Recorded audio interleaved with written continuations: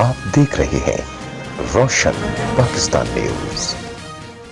उम्मीद रखते हैं कि जो अपोजिशन या JUI ने जो हमारे साथ मायदा किया है वफाकी हुकूमत के साथ, उसकी वो वायलेशन नहीं करेगी, क्योंकि वायलेशन की सूरत में फिर प्रॉब्लम्स आएंगे।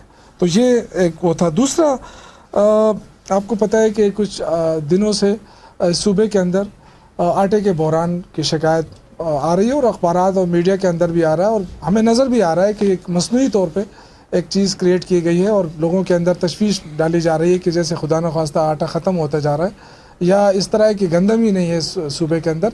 ऐसी कोई बात नहीं है। हमारे पास अभी भी ठीक ठाक स्टॉक मौजूद है, कोई बहरान नहीं है ऑफिशियली। ये जो मसनूई बहरान पैदा करने की कोशिश की गई है उसके हवाले से, क्योंकि अफ़गानिस्तान में मैदा और सूजी और इस फाइन आटा जो है वो जा रहा था, उसकी वजह से पंजाब ने जो है वो चेक पोस्टें कायम की और पंजाब ने उनको ब्लॉक किया। तो उसकी वजह से जो खैबर पख्तूनख्वा को रूटीन का जो आटा आता था वो उसमें कमी आना शुरू हुई।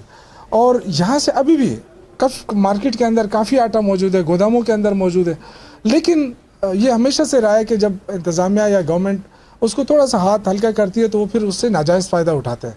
तो ये एक तो ये कि दफ़ा 144 नाफिज कर दी गई है सूबे में, कोई भी आटा या गंदम या कोई भी वो एक्सपोर्ट नहीं हो सकेगी, सूबे से बाहर नहीं जा सकेगी।